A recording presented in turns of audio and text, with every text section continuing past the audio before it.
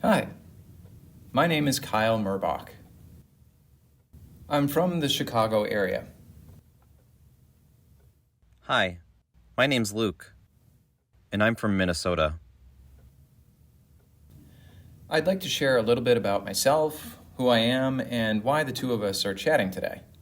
Both my parents specialized in IT.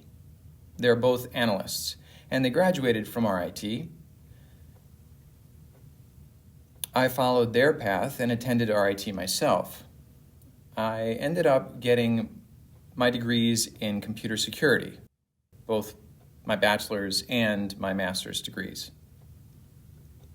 And then I worked in Washington, D.C. for 3 years for the Department of Defense.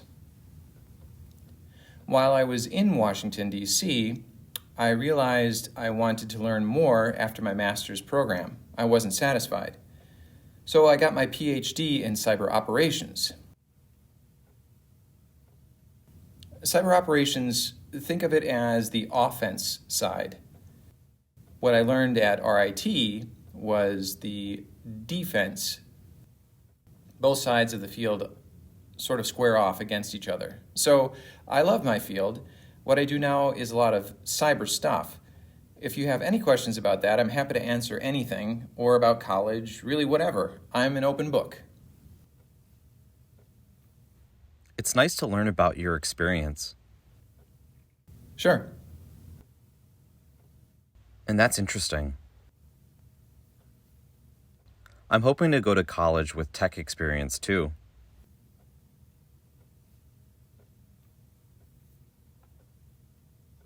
Several years ago, I went to St. Paul College. I'm sorry, what's that sign?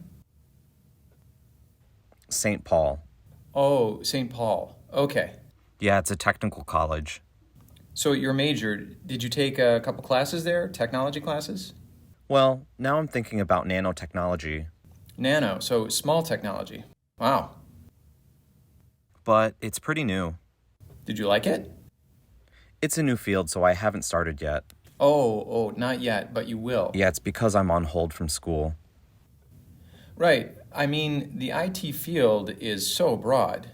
You've got nanotechnology, biotechnology, health, even cybersecurity.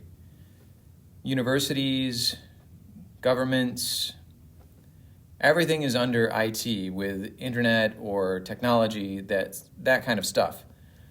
Of course, the internet is super important. It's always exciting to get into a STEM field. So you said you're hoping to take those classes. Have you taken any classes already, like since high school?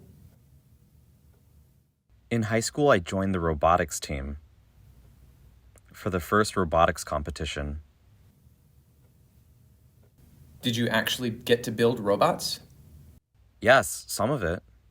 I worked with other people who actually built. That was really fun. Yeah, that sounds fun. Yes, and we made it to the championship 3 times. But we never officially went all the way to the top. Ah, darn. So these robots, were they like the fighting kind? Almost. They're really more like the friendly kind. Oh, friendly. Yeah, not like the ones you see on TV. Right.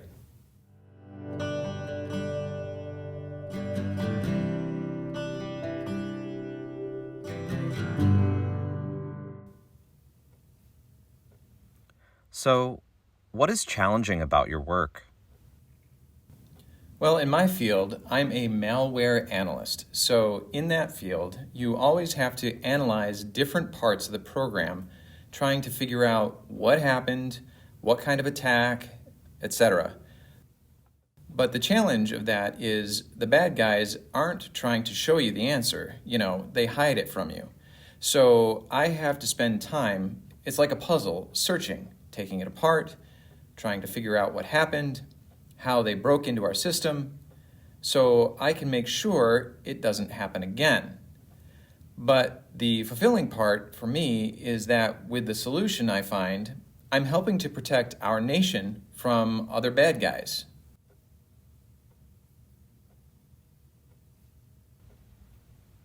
That sounds really cool, especially because I got a news notification today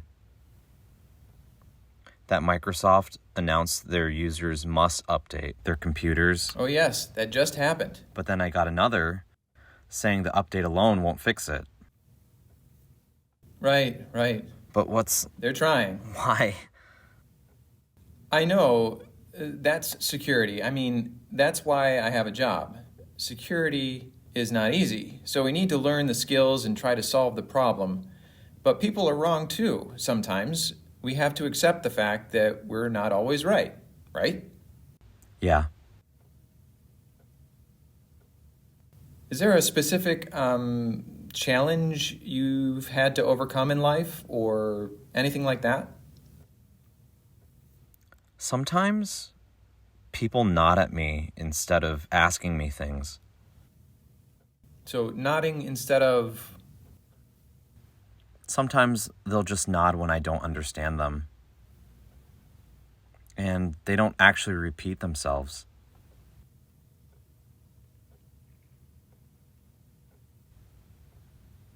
Or they'll just say, "Never mind," and walk away. So, in other words, they give up. They don't bother trying to engage or repeat themselves. One thing I've learned is that each time I start a new job or join a new office, I often have to educate them. They've never met a deaf person, or probably never met a deaf person, so they're awkward. They're unsure of what to do.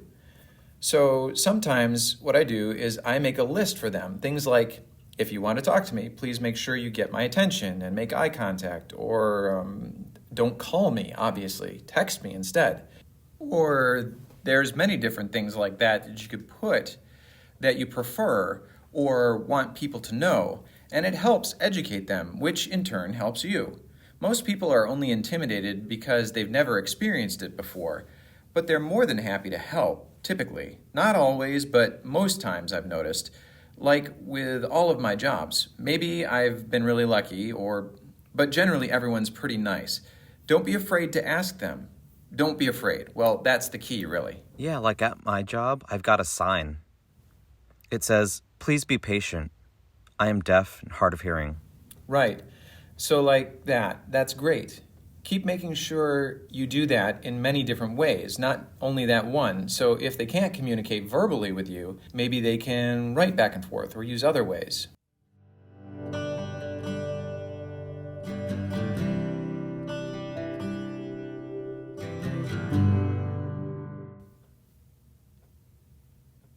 So we've got robotics, computer science, nanotechnology. That's a lot of choices. What do you envision yourself doing in the future?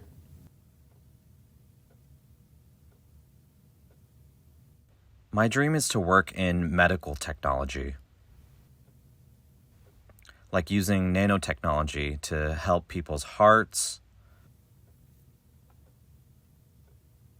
or quickly repair someone's bones.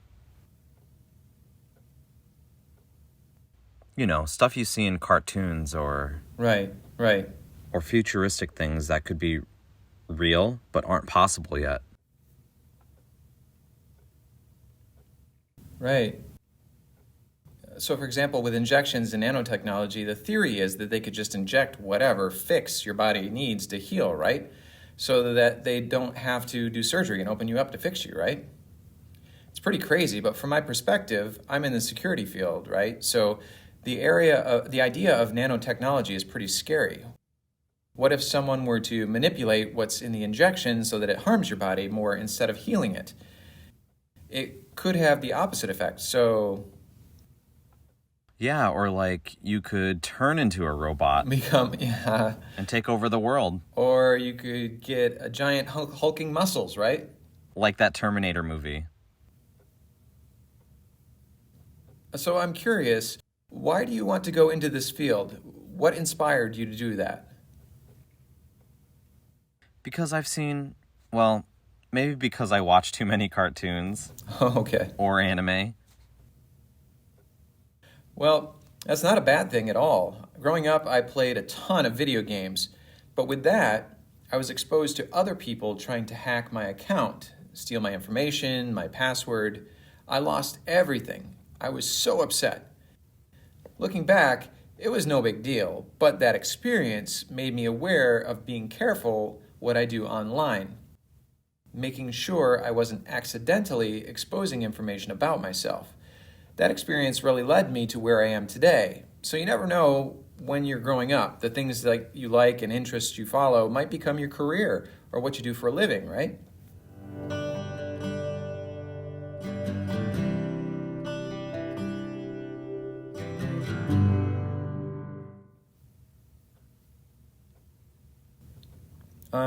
So do you have any other questions, or do you want me to keep asking I them? was thinking about Oh, sorry. another question. Like, do you have advice for the future? Like for school, for a career, or what?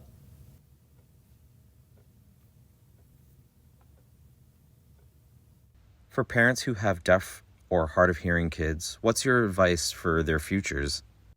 Or for the kids themselves? Me, or do you want to go first? My advice? My advice for children who are deaf or hard of hearing, and really for their parents, I suggest you try to listen to them, the children. Maybe they know something special. Like, if they don't understand you, or they don't understand what's supposed to be happening, or if they're behaving badly or something, just talk to them. Interact. Don't just leave them. Well, that's great advice. That's kind of similar to what I was going to say, which is be patient. Be patient. And be willing to expose your deaf children to things that maybe you don't feel great about. Like, for example, growing up, I had total exposure to ASL. And while I grew up, I was exposed to both signing and talking. My parents never told me, you must do one or the other. They always believed it was up to me to decide what is best for myself. And having that choice, them listening to me and letting me do what was best for me, that really made a big difference. Because I know there's a lot of deaf kids out there being told, don't sign, only speak. Or others who get the opposite message, to only sign and not use their voice, you know? It's good to have both skills in life. We live in a hearing world. We have to be prepared for both, to interact with other deaf for communication and a social life, our self-esteem and all that. But we also need to do well at work in our careers as well. So that's my advice too. Same idea for the most part. And that's a wrap.